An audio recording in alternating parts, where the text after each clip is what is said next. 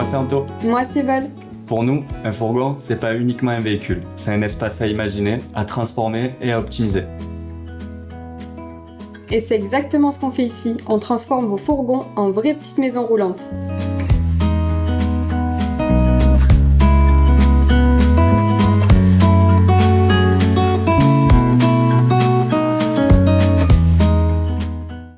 Alors Anto, qu'est-ce que tu nous présentes aujourd'hui?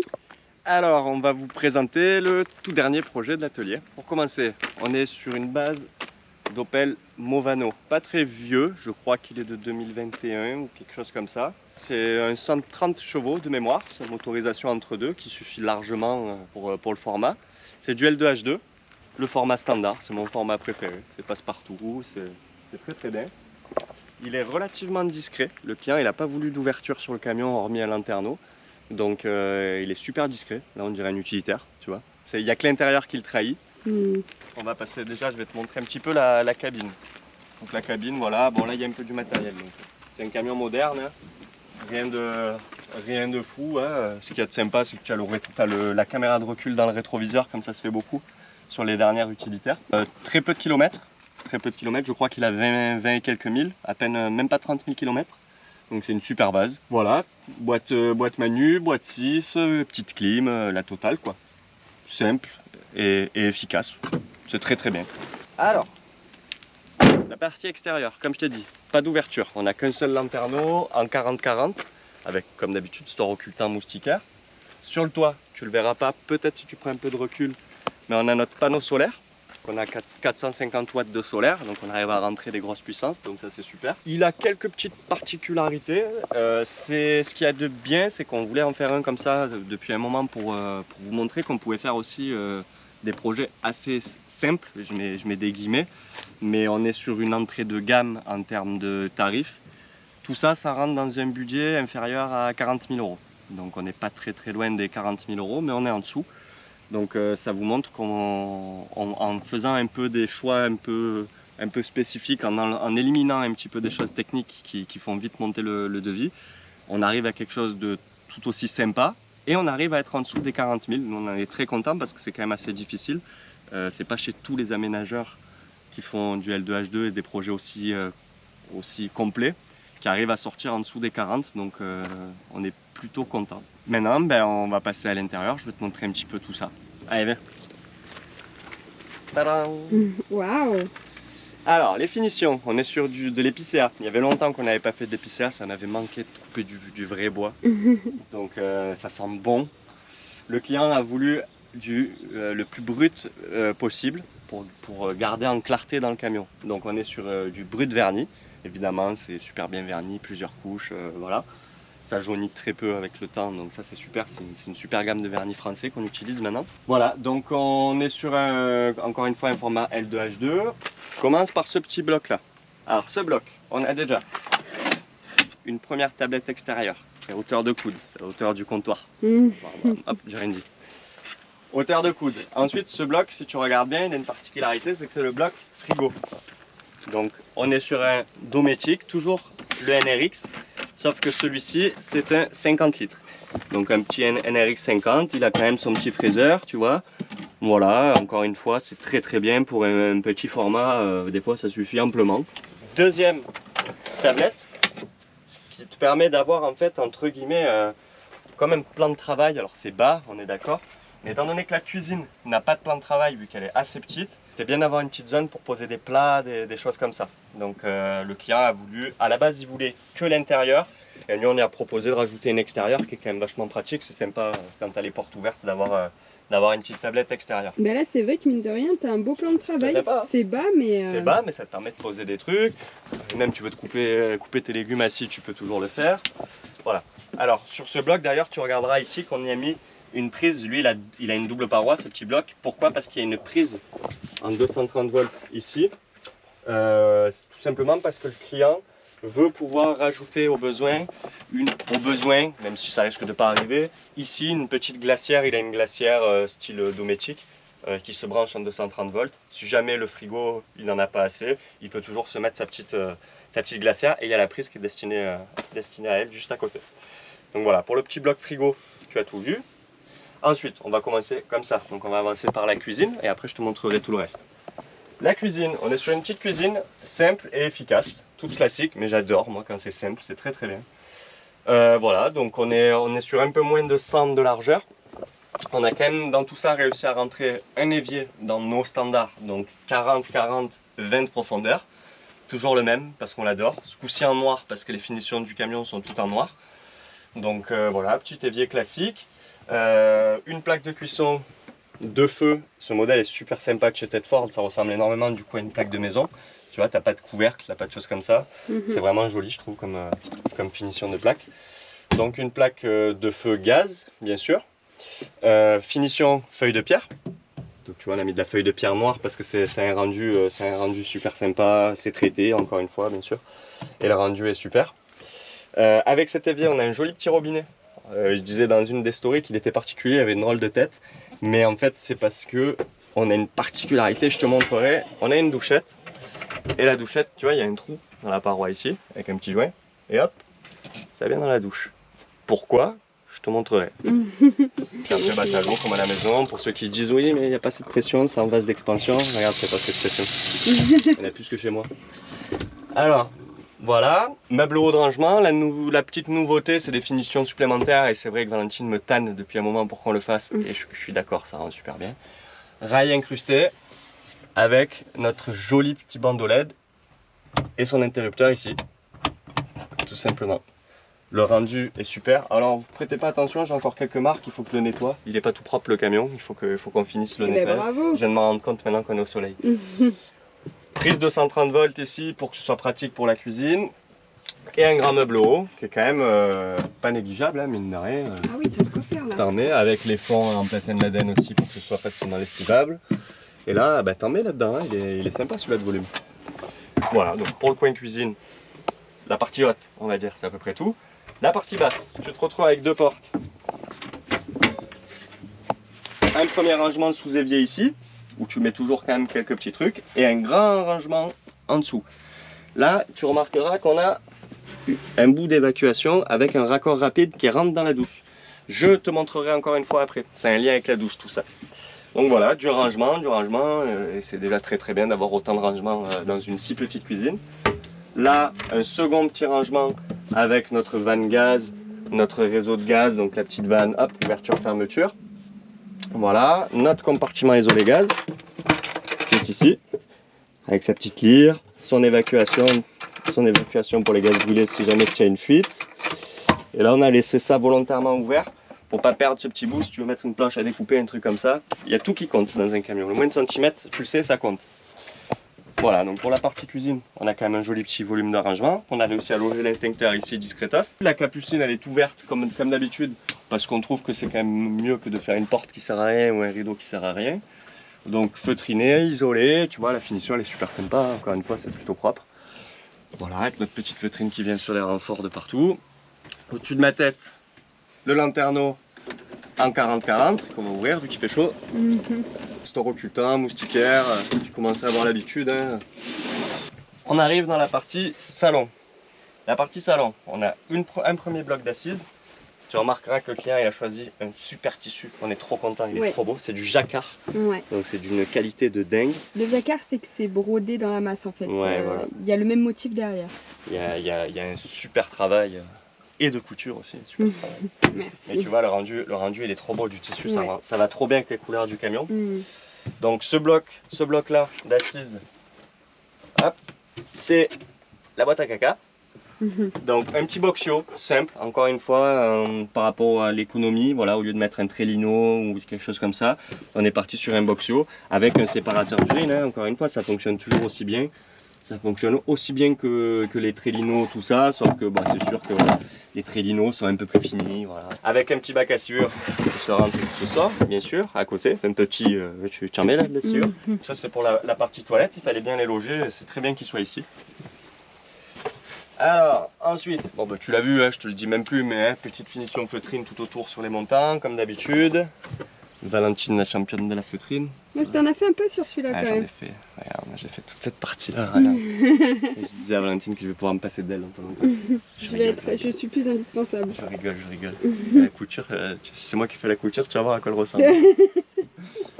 Pour en revenir sur notre partie-là. Au début, on avait dans l'idée de remonter la cloison jusque là, et finalement, le client a préféré, et c'était dans son cahier des charges, gagner le plus de clarté possible sur la longueur du véhicule. Le client voulait l'aménagement le plus minimaliste possible avec le moins de colonnes. Il voulait une douche, donc forcément il avait quand même un bloc qui venait traverser le camion. Mais d'un autre côté, il voulait rester le plus simple possible. C'est pour ça que là on n'a pas fait de colonne. On aurait pu faire une colonne qui monte jusque là, mais il voulait garder le plus de place possible, que ce soit le plus clair possible et le plus agréable, tu vois, parce que ça reste un petit format. Donc voilà, le but c'était de garder le plus de place. D'où cette cloison coupée, que moi je trouve super. Elle est doublée, comme on le fait très souvent, hein. C'est une double cloison, tu vois. Moi je trouve ça super. J'ai quand même fait un petit décroché là, je trouvais ça esthétique. Et le décroché, regarde, ah, la poignée, ah, le détail. Hein. Ah ouais, assorti à la poignée, le décroché. C'est ça. le même angle et tout? J'ai fait le décroché, ouais, le même angle, je sais pas. Mais j'ai fait le décroché et après j'ai passé des jours et des jours à chercher la bonne poignée et j'ai fini par trouver. Alors, sur cette partie-là, c'est tout notre panneau de commande du camion. Donc on a, comme à notre habitude, le GX Touch avec son cerveau GX, où tu vas retrouver le pourcentage batterie, la charge en solaire, les niveaux d'eau propre, les niveaux d'eau grise. Voilà, donc là c'est le basique. Ensuite là-dessous, notre petit panneau de commande avec interrupteur de chauffe-eau, interrupteur de pompe et l'interrupteur on-off, on va dire. Alors celui-là il est un peu différent, il a 3 positions parce qu'on est sur du gel, on n'est pas sur du lithium sur ce camion. Donc voilà, il fallait une position chargeur, une position convertisseur. Donc on est sur 3 positions sur ce bouton là. Sur le principe c'est exactement pareil, c'est on-off. Voilà, donc nos 3 petits boutons. Les interrupteurs de lumière, un pour la salle de bain et un pour le reste. Donc tu vois, tu as la salle de bain qui est quand même indépendante. Hein. Ah non, je vais te spoiler la salle de bain si je fais ça. Donc voilà, salle de bain et salon, tu as les deux qui sont en même temps. Une petite prise de 130 et à la demande du client, 2 prises USB pour être pas trop loin du coin salon. Cette partie-là, le lit va te paraître très très haut. Il y a une raison. En effet, il est très haut. Si le lit est si haut, c'est parce qu'on avait une demande du client qui était la plus importante, c'était de pouvoir rentrer à minima un vélo, voire 2, si possible, dans la soute. Et dans l'absolu, dans l'idéal, on va dire, sans démonter une roue ou quoi que ce soit. On ne pensait pas y arriver et finalement on y arrive toujours. C'est surtout de pouvoir rentrer au moins un vélo sans rien démonter parce qu'il est amené à le rentrer et le sortir assez souvent. Et le top du top, ça va être d'en rentrer 2 et je voulais absolument répondre à cette demande, donc on arrive à en rentrer 2, donc ça je suis très content. Voilà, donc voilà pourquoi le lit est aussi haut. Donc tu te retrouves avec une petite niche qu'on a fait, qui a en soi une petite marche. Hein. Alors c'est verni, tu peux mettre les pieds, je vais salir, mais c'est fait pour.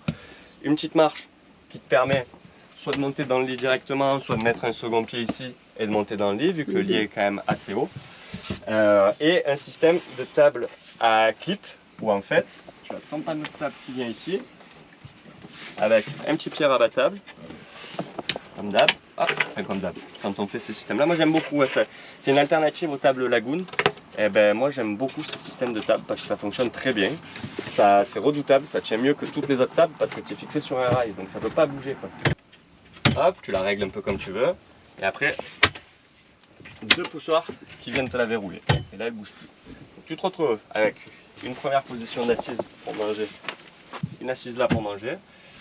On aurait pu mettre un système de table Lagoon avec un pied ici et la table ici et faire une assise là. Mais le client a préféré. Il sera assez souvent seul. Et le but, c'est de pouvoir quand même partir à 2. Donc l'idée, c'était de rajouter un deuxième tabouret pliant ou une chaise pliante parce que tu as largement la place de la mettre ici si jamais il voulait manger à 2. Donc là tu vois, tu as une position fixe où tu es sûr que tu peux manger tout seul tranquille, tu es à l'aise, et un deuxième tabouret qui viendrait là pour pouvoir manger à 2. Voilà, donc ça te fait un petit espace salon amovible que tu n'es pas obligé de garder. Tu l'enlèves, tu la mets sur le lit, tu la mets où tu veux la table. Tu vois, pareil, j'ai fait des petits angles parce que déjà pour sortir c'est plus agréable, et de 2 ça rappelle un peu les angles qu'on a à droite à gauche du camion. Et tu vois, pour l'enlever, tu appuies et tu la sors. Et après, tu n'as plus qu'un bouton pour plier. Maintenant, on va passer à la partie douche. Comme je te disais, on a ce grand bloc qui peut se transformer.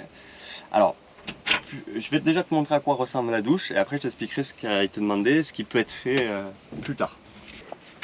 Du coup, tu tombes sur cette grande armoire, parce que ça fait un sacré morceau. Ouais, c'est vrai. Et tu tombes sur ce système de bâche. Alors qu'est-ce que c'est ce système de bâche? Donc oui, en fait c'est un système de cabine de douche amovible, où elle a son propre bac, c'est-à-dire que le bac c'est la partie plus foncée, la partie qui est en bas là. Et en fait cette partie-là, elle est raccordée directement à un raccord rapide. Tu sais les raccords de jardin que tu clipses à ton robinet, d'où ce que je t'ai montré tout à l'heure dans la cuisine. L'accès qui se garde, alors évidemment du côté de ta douche, bah, tu as juste à déclipser et tu pines. Et regarde, et après ça te fait quand même un beau volume de douche, mine de rien. Tu n'es pas obligé de la monter jusqu'en haut. Mais bon, à y être, c'est pas plus mal, au moins t'en fous nulle part. Tu peux la mettre à mi-hauteur, tu vois. Et tu te retrouves avec une cabine qui est quand même pas trop mal, un petit porte-savon, voilà. C'est crocheté tout simplement sur des petits œillets au plafond, dans les 4 coins. Et après, ce que je t'expliquais, c'est que tu pré-règles ton eau. Tu vois, là, tu as une position, hop, une douchette là-dessus. Ce qui fait que tu peux ouvrir ton eau, la pré-régler, prendre ton flexible, et là, à l'intérieur, tu as un petit support. Et après, bon, là, je vais en foutre partout, donc je vais pas l'ouvrir. Et après, bah, c'est une petite douchette. Bah, essaye. Voilà. C'est tout, hein. Voilà, tout simplement. Et après, bah, tu as son petit réceptacle là-bas. Tu vois, dans le coin, tu as l'évacuation là-bas. Tu vois. Alors après, des fois, quand il y a un peu trop d'eau, il faut l'accompagner. Hein. Ça reste une douche amovible, hein, évidemment. Hein. C'est bien. Tout simplement, mais ça fonctionne très très bien. Prends ton petit robinet. Alors, pourquoi est-ce qu'on a fait ce système-là? On a fait ce système-là parce qu'il fallait trouver un compromis. Le client, il n'avait pas totalement le budget pour qu'on puisse faire une vraie douche sur mesure. Tu sais que la vraie douche sur mesure, ça a quand même un coût parce qu'on met de la feuille de pierre, qu'on fait des bacs de douche sur mesure, que c'est beaucoup d'heures de boulot pour pouvoir faire une vraie belle cabine. Donc en fait, c'était l'alternative qu'on a trouvée avec le client pour quand même bénéficier d'une douche à l'intérieur. Et en parallèle de ça, ça te permet, tu vois, derrière c'est verni, hein, c'est tout fini propre quand même en épicéa tout verni. Tu vois le raccord rapide que je te disais là. Hop, le raccord rapide il est là, faut que je mette un coup d'épaule. Donc c'était la bonne alternative pour pouvoir abaisser le devis et pour pouvoir rentrer dans le budget tout en conservant toutes les demandes du client. C'est-à-dire que là, ça nous permettait d'avoir la douche et de rentrer dans le budget tout simplement. Et ce qu'il y a de très très bien dans tout ça, c'est qu'on a fait en sorte que ce soit modifiable à terme. C'est-à-dire que là, on a la cabine qui est faite. Si à terme, le client décide de virer la douche amovible et de passer sur une vraie douche, on pourra l'habiller de feuilles de pierre et faire un bac de douche sur mesure. Tout est prévu pour qu'on puisse le faire si vraiment il y a besoin de le faire à terme.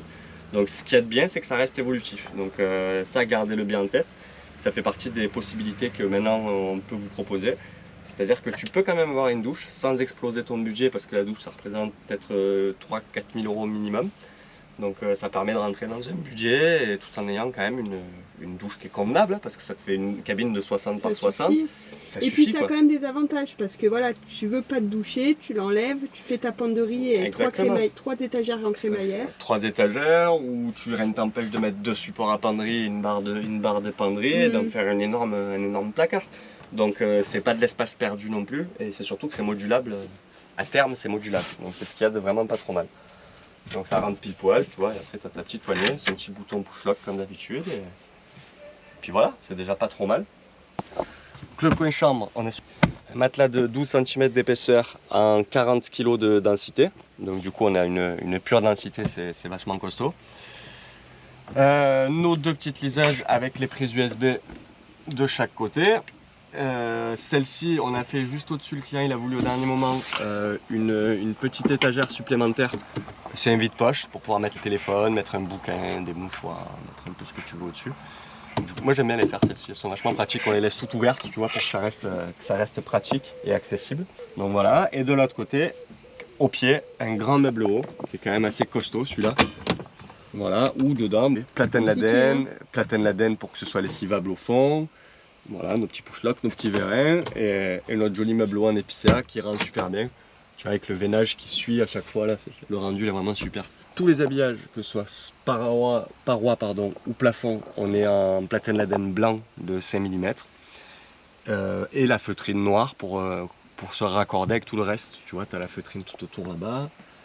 Les spots qui sont noirs aussi, tous les petits détails, hein, les liseuses en noir, les push-locks, le frigo, les charnières rabattables, tous les petits détails en noir comme d'habitude pour que ça rende le mieux possible. Voilà, donc pour la partie intérieure, c'est un camion qui est assez petit, donc je crois qu'on a vu l'essentiel. Oh, ça fait 22 minutes que tu parles quand déjà. même. Hein. Maintenant, je vais te montrer la soute, parce qu'il y a plein d'évolutions dans la soute. Et puis après, on aura fini ce joli petit vantour. Allez, je vais te montrer la soute. Notre jolie soute. Le lit à hauteur, j'ai pas pris de vélo. J'aurais dû vous montrer, on vous fera une vue à l'atelier avec le vélo à l'intérieur pour vous rendre compte qu'il y a un vrai volume là. Bah, de toute façon, tu le vois, hein, moi qui est petit, je rentre presque debout là-dedans. Donc voilà, petite soute, enfin petite, grosse soute. Le lit à 95 de haut exactement pour pouvoir rentrer les deux vélos. Caisson d'eau d'un côté, caisson électrique de l'autre. T'as mis quoi dans le caisson d'eau au niveau du matériel? Caisson d'eau, on est sur 100 litres d'eau propre. On a réussi à trouver des cuves encore plus étroites, ce qui nous permet de resserrer encore les passages, contre les passages de roues et d'avoir encore plus d'espace ici, hein, tu vois, tout simplement. Donc là, on a, comme d'habitude, notre chauffe-eau 10 litres. Notre petite pompe et après tout le petit bazar, le petit filtre, tout ça, tout ce qui va avec tout ça. La cuve d'eau propre est ici avec un bouchon accessible. On garde l'accès systématiquement pour pouvoir au besoin intervenir. Tu as dû remarquer que sur les Movano il y a une particularité, c'est que tu as vu le caisson, normalement on les fait venir jusque là. Ouais. Là on a été obligé de les raccourcir. Pourquoi? Tout simplement parce qu'on a un schisme avec le Movano. Le Movano, il y a plein de particularités. Regarde. Quand tu fermes les portes, je te dis que c'est pile poil. Tu vois que c'est réfléchi. Hein. Ah oui. Le Movano, il a cette particularité-là. Je sais pas pourquoi le constructeur il allait me faire cette bizarrerie là. Tu vois, normalement c'est pas du tout fait comme ça. Là, il m'a fait une canne, mon pote. Et cette canne, elle m'emmerde. Tu vois, je peux pas dire mieux. Donc, mais t'avais qu'à faire un trou dans le meuble. Hein. Bah ouais, tout à fait. Je vais faire un trou dans le meuble bien dégueu où il y a la cuve derrière en plus et tout ça, tu vois. Donc ça, on voulait pas, c'était hors de question. Il y a des mecs qui m'ont dit oui, mais mets une chaînette. Ouais, mettre une chaînette, c'est mon camion, je mets une chaînette. C'est le camion d'un client, je mets pas une chaînette. Ben ouais, vous donc on laisse d'origine, au moins on n'est pas embêté. Donc on a reculé les caissons, ce qui n'a pas empêché qu'on a tiré le lit jusqu'au fond, tu vois. Nos planches, elles viennent quand même jusqu'au bout. On a tout renforcé de partout pour que ça tienne. Tu vois, on a mis des renforts de partout en freine exprès pour que ça vienne renforcer le sommier. Du coup, ça nous a permis de venir quand même au maximum, au plus proche des portes, avec quand même ce problème de caisson qui est plus court. Et d'un autre côté, ça a été arrangeant aussi pour quelque chose, tout simplement qu'on a pu dégager un peu de l'encombrement ici, ce qui permet de rentrer les vélos plus facilement en travers. Et ça permet de récupérer encore un peu de place. D'accord. On va passer sur notre beau caisson électrique qui a été plein d'évolutions encore celui-ci. Alors, le caisson électrique, regarde, filme par là et regarde. Tadam! Waouh! Comme c'est tuning en bas, salut en bleu. C'est tuning mais on adore ça. Regarde, salut en bleu. Jackie Tuning. Alors, les évolutions. Bon, pour commencer, toujours pareil, même finition, tu le sais, en liège, caoutchouc liège. Tout pareil que d'habitude. Oui, là il y a une lumière qui s'allume. Alors là il fait jour donc ça s'allumera pas. C'est une lumière à détecteur, quand tu ouvres la porte qui fait nuit, ça vient s'allumer. Ah, quand il fait nuit? Oui. Ah oui, en plein jour ça marche pas. Ah bon? Non, ça sert à rien, une lumière en plein jour. Non, mais pourquoi en plein jour ça marche pas si c'est un détecteur de mouvement? Ça détecte la nuit, me demande pas pourquoi, ça marche comme ça. Voilà, donc du coup tu te retrouves avec pas plus que d'habitude ici, hein, toute notre protection solaire, notre protection de 230, le réseau en 12 volts, les coupes batteries et ainsi de suite. Voilà. Donc là c'est la partie technique qui est accessible et qui maintenant c'est très bien, on fait toujours notre petite porte, c'est idéal, ça marche super bien. Et là la vraie évolution c'est qu'on a voulu que ce soit encore plus ouvert pour que ce soit encore plus visible, et vu que c'est beau, le travail est propre, tu vois, il fallait que ce soit apparent, donc maintenant on met des lumières systématiquement, ce qui te permet quand même aussi, mine de rien, de faire un éclairage de soute, parce que là il fait jour, tu t'en rends pas trop compte, mais les lumières elles dépotent quand même, et du coup le fait d'avoir ton interrupteur à l'entrée avec la prise, parce qu'on met toujours une prise maintenant, hein, donc mine de rien, ça t'allume la soute, tu vois, ça te fait un éclairage de soute qui est quand même pas négligeable. Et là la vraie nouveauté, alors c'est des détails, hein, certains l'auraient même peut-être pas vu si je l'avais pas dit, c'est qu'avant on posait des plexis par dessus, et là maintenant on s'embête encore beaucoup plus, j'allais dire un peu plus mais beaucoup plus, c'est à dire qu'on fait des cadres détourés à la défonceuse, tu vois. On vient de détourer à la défonceuse, on peint en noir le fond et ça nous permet d'incruster le plexi. Du coup, tout est affleurant, il est même légèrement en retrait, mais c'est volontaire. Au moins, tu ne viens pas l'arracher. Et la dernière petite nouveauté, on veut plus de grilles, des vieilles grilles dégueu là en plein milieu et qui sont pas belles, tu vois. Alors c'est qu'esthétique encore une fois, mais c'est des petits détails qui font toute la différence. Et là maintenant on s'embête à percer le plexi et on fait les aérations directement dedans. Au moins ça respire quand même suffisamment et c'est beaucoup plus esthétique que d'avoir une grille. Et là je disais à Rémi, on dirait presque une télé, tu vois, ouais, avec le cadre autour. On dit, tu regardes ton armoire, tu regardes la télé, là. Tu attends qu'il y ait quelque chose qui bouge, mais avec les lumières qui clignotent. Mais du coup c'est trop bien, donc voilà, c'est super esthétique. Bon, après le travail de Rémi il est toujours aussi propre, donc forcément on peut se permettre de le mettre en avant. Et la partie du dessous, comme je te disais, c'est le logement pour la batterie. Lui il n'aura pas de place pour en rajouter deux, mais si un jour il veut basculer au lithium, on peut en passer deux. Donc il est au gel, il a 220 ampères de gel. Pour l'utilisation qu'il en a, c'est largement suffisant. Nous on a préféré, comme tu le sais à chaque fois, on surdimensionne un petit peu le besoin du client, au moins tout le monde est tranquille. Petite lumière bleu tuning parce qu'on en avait en stock et que moi et Rémi il voulait pas, mais moi je voulais une petite lumière bleue, je trouve ça stylé. Donc on a une petite lumière bleue en bas et blanche en haut, au moins tout le monde a gagné. Moi j'ai eu du bleu, lui il a eu du blanc, tu vois, tout le monde était content. Les batailles de couple quoi. Ouais, c'est ça. Avec la soute elle est énorme. Elle est costaud, hein, tu vois, on dirait pas, mais mine de rien. Ouais. Ça fait des très très belles soutes. Hein. Bah là, vu que tu as la hauteur, du coup tu te rends bien compte. Mais si jamais t'as un enfant, tu peux même le faire dormir dans le coffre quoi.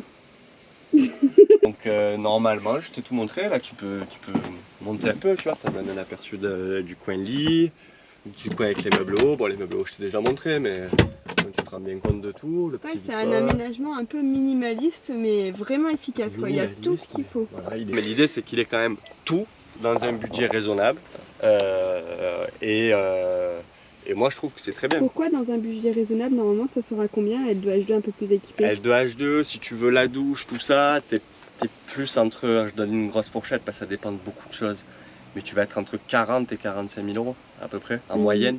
S'il y a un chauffage, s'il n'y en a pas, il y a des options qui font plus vite gonfler le devis que certaines. Donc on va dire que la base mini, ça va être 40 de L2H2, vraiment mini. Là tu es un poil en dessous, alors je te dis pas que tu es à 35 000 non plus, mais tu as un poil en dessous des 40, peut-être 1000 ou 2000 euros près, mais en attendant, des fois tu n'as pas plus quoi, tu vois, ce que je comprends tout à fait, je jette pas la pierre, hein. Mais nous on avait besoin aussi de montrer que ça nous a fait plaisir ce genre de projet, parce que on avait besoin de montrer aussi aux gens que c'était pas obligé d'avoir 50, 60 000 euros d'aménagement.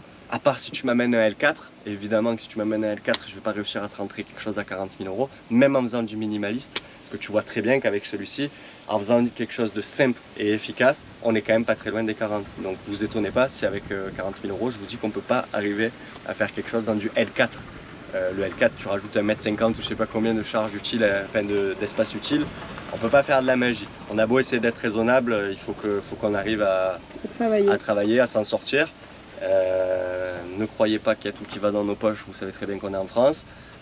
Quand il t'en reste un gros quart, tu es très content. Voilà, et puis le matériel, encore une fois, on en reste toujours sur ce qu'on aime faire, hein, mettre du bon matos pour que vous ne soyez pas embêtés. Donc ça a un coût, vous le savez, hein, sur un devis comme ça, je le répète, mais plus de la moitié de la somme, c'est du matériel.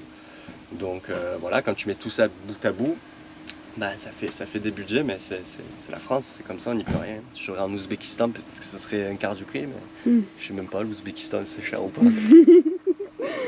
Non, mais c'est vrai que le matériel camping-car, faut pas oublier que c'est quand même un sacré budget. Hein. Ça a un coût, et puis l'artisanat a un coût. On fait du sur-mesure à 100%. Je te rappelle que si tu veux un meuble dans un sens et pas dans l'autre, c'est pour ça que tu viens chez un artisan qui fait du sur-mesure aussi. Et tout ça, ça a du coût. Après, je mets des guillemets, mais tu payes aussi notre expertise. Guillemets, parce qu'il y en a plein qui vont me reprendre là-dessus, mais tu payes aussi le savoir, l'expertise. Nous, c'est des heures et des heures et des heures de recherche avant d'en arriver à faire quelque chose comme ça. Et si on le fait comme ça, c'est parce qu'on a fait des conneries avant. Donc tout ça mis bout à bout, forcément, puis les charges et les taxes et tout ce qui s'ensuit en France. Hein, voilà. Je ne suis pas là pour râler du tout, mais juste pour réexpliquer un peu les bases. Parce qu'on a trop souvent, malheureusement, même si ce n'est pas tout le temps, le retour de gens qui ne comprennent pas pourquoi ça chiffre à ce point. Mais je vais me faire des ennemis, mais comme j'ai toujours dit à Valentine, Moi j'ai toujours rêvé d'avoir une Porsche, mais malheureusement j'ai que le budget d'une Twingo.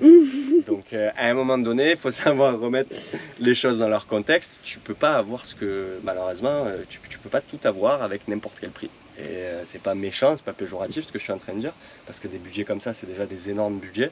On parle quand même de 40 000 €, donc c'est des très très beaux budgets. Mais tu peux pas avoir plus que ce que tu peux avoir, c'est normal. Oui, encore une fois, moi j'aimerais bien rouler en Porsche, mais Un jour peut-être. j'achèterais peut-être même pas une Porsche, parce qu'avec ma tronche, les gens ils vont dire pourquoi ils roulent en Porsche.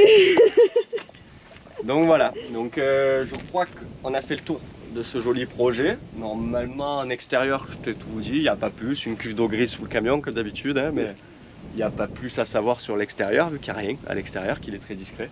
J'espère que le projet vous aura plu. Ça change un peu, c'est un peu plus simple que d'habitude, mais au moins, encore une fois, vous voyez de quoi on est capable aussi dans du simple. Maintenant, on se voit très bientôt pour le prochain projet. Qu'est-ce que c'est le prochain projet? Il est incroyable le prochain projet. Ah oui, prochain projet en septembre. C'est le projet de Jean-Jacques en septembre. Et là, celui-là il est costaud, celui-là il va vous plaire. Là on est sur un projet suréquipé comme un peu le Sprinter de Sébastien et le Ducato de Bernard.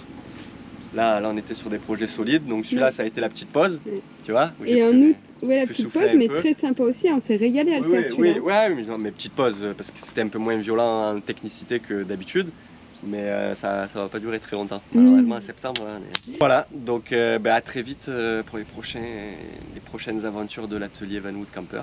Et merci encore pour tous ces suivis, tous ces partages. Continuez, ça fait du bien.